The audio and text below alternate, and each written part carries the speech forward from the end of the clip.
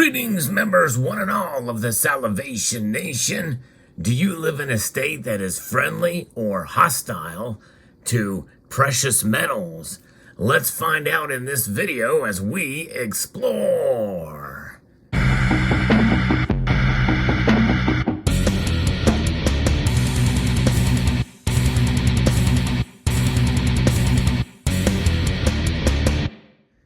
going to be talking about what's known as the Sound Money Index.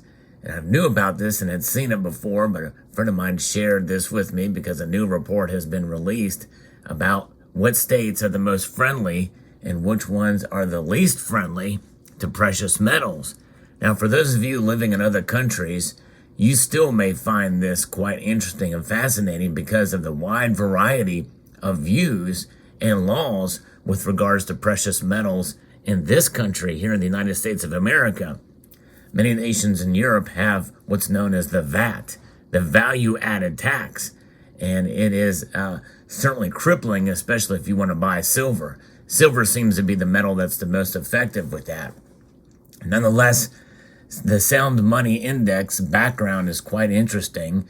We know that sound money is discovered. It's not invented through market processes. If you understand the history, the most marketable commodity, as Austrian economist Karl Menger described money, makes itself known. And boy, isn't that the case with the metals that you see before you here, save for maybe platinum, although platinum was discovered later, but it's almost just too rare. But nonetheless, it is a precious metal, and it is valued, and it is monetized in the form of coins, and so it is certainly can be included in on this. Gold and silver are money, not by government decree, but because they have been proven to be over the test of time and by maintaining their value, although nowadays we see them more as commodity money as they are not transacted. For the most part, there are exceptions, they are not transacted as currencies. For more than a century now, the federal government and the Federal Reserve have warred against sound money in America. They've ended the free circulation of gold, and while taxing those who sell, spend, and exchange it, unbacked paper currency and electronic credit have replaced our constitutional money, gold and silver. The Constitution's framers were mindful of the hardships brought by Continentals, the fiat paper money issued by the Continental Congress to finance a revolution. And so a lot of these founders warn about the ravages of issuing unbacked currency, which is why the Constitutional Convention overwhelmingly embraced gold and silver. Washington wrote that paper money was wicked. Madison called it unjust and unconstitutional. Jefferson wrote that it's paper's money's abuses, who are inevitably, and by breaking up the measure of value, makes a lottery of all private property. Boy, isn't that the case. We're witnessing it now with the inflation of the very note here, that is the Federal Reserve note, which is a debt instrument, as you can see there. So the root of the problem is in federal policy. There are practical steps that can be taken at the state level to promote the use and acceptance of sound money. And that's really the bottom line here. That with the debasement of the Federal Reserve note, in large part the result of inflationary policies enacted by the Federal Reserve System, its effects are pervasive. Governments can fund enormous welfare states, while everyone holding the currency can only watch as their wealth is sapped away. Since 2014, the Sound Money Defense League has advocated for state and federal sound money legislation while providing interested readers, politicians, and concerned citizens with timely information on the subject. So the Sound Money Defense League has released, along with Money Metals Exchange, the 2023 Sound Money Index, the authoritative and comprehensive ranking of all 50 U.S. state monetary policies. It's actually kind of a complex system. It's one of its kind, and it has 12 indicators that determine which states offer the most pro-sound money environment in the country. And when you look at that list, you will be surprised at who is on top and which states are the most free and of taxation and legislation and regulation towards precious metals, and which ones are most crippling in terms of their rankings by a percentage of sound money principles. In other words, we have punishments in order to transact with and hold, and that's what it is. It's a punishment.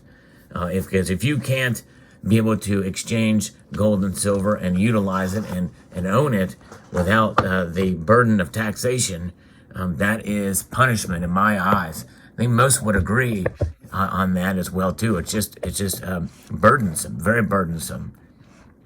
But we here, we understand it in this community, and I can only hope that in due course, in due time, that some of the politicians and powers that be in these states will take advantage. Now, here in the United States, we have a little bit of a different system because the states have a measured amount of power that the federal government has no say in. That's part of what makes our system, I think, very interesting as opposed to other nations around the world, where states have much more say in some policies than what the federal government has.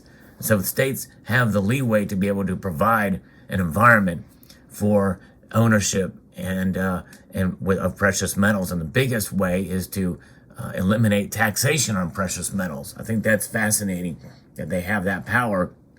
And so you see a wide array and difference between, what is considered this index on a percentage scale, anywhere from 56%, which is considered a very high rate of most free, to all the way down to 4%, which means it's the most prohibitive. So it's a point system how it's measured here. So you can expect, for those of you in the country, that places like California, for instance, is not going to be very friendly to precious metals. Most can probably guess why that's the case.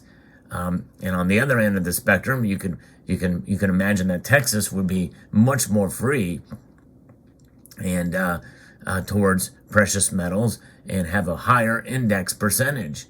California will have a lower percentage index in it, percentage, and Texas would have a higher. But there are some surprising numbers in states that are much more free and much more prohibitive than California and Texas. We're going to go through some of that list here. And I'd be very curious to see what your thoughts are on what state you live in. And if you live in another country, I'd be very curious to know what the laws are in your country for owning and selling precious metals as far as taxation and regulation. So let's start with the most free state, as indicated by the Sound Money Index. And again, this is remarkable, I think, and fascinating that Wyoming ranks number one as being the most free with 56%. It is the most friendly to precious metals out there among any other state, which is remarkable to me to think about, that it is far above Texas, which only has a 49% rating. In fact, New Hampshire, Alaska, and South Dakota are all more free than Texas, and based off of the metrics that I discussed. Pretty fascinating to see that. And there's a lot of middle-of-the-road states, some of which you would think would be the other way around, but indeed, and some of these states are better than others. So remarkable, like West Virginia, you would think, especially that has a representative, Alex Mooney, who's been pushing for sound money principles and even moving back to a gold standard. And even though he's a representative in the federal government, apparently he's not able to convince enough in the state legislature to move more towards sound money principles. There is a great movement, though, among some of these middle-of-the-road states, such as Idaho, Oklahoma, Virginia, and others, Ohio. There's some of these states just recently have done away with taxation on precious metals. But there's other criteria as well, too, that must be taken into account. But we won't go into the minutia of all of 12 of those grading standards. But with all being said, what is some of the worst states? Well, surprisingly, you would think that California would probably be at the top of the list, But no, indeed it is not. Maine is much higher. Maine, you would think, would be on the opposite end of the spectrum, but it is below 10%. It is at 8%. But the worst state is, no surprise, it's Vermont. Vermont, a very left-leaning state. Overall, it is the worst. New Jersey is behind it, but what really surprises me is Kentucky. Kentucky is just behind California at 12%. And what's even more surprising than Kentucky is Mississippi, which is just behind Kentucky and Wisconsin as one of the most prohibitive in terms of laws, regulations, and taxation on precious metals. Remarkable, especially Kentucky being the home of the son of the grandfather, I guess, of the modern movement of sound money. That would be Ron Paul. His son Rand Paul represents Kentucky. But surprising indeed. So Kentucky is sitting at 12%, and you have Vermont is at 4%. Pretty amazing and remarkable to see that criteria there for precious metals and sound money principles there. So what do you think about this? Very interesting indeed. What are your taxes? What's it like in your state? And what's it like in your country for precious metals and taxation, especially taxation, but also regulation? Let me know in the comment section below. Hope you found this video insightful. I'd like to extend a multitude of gratitude to you all for taking the time to watch, and to encourage you to please rate, share, comment, and subscribe.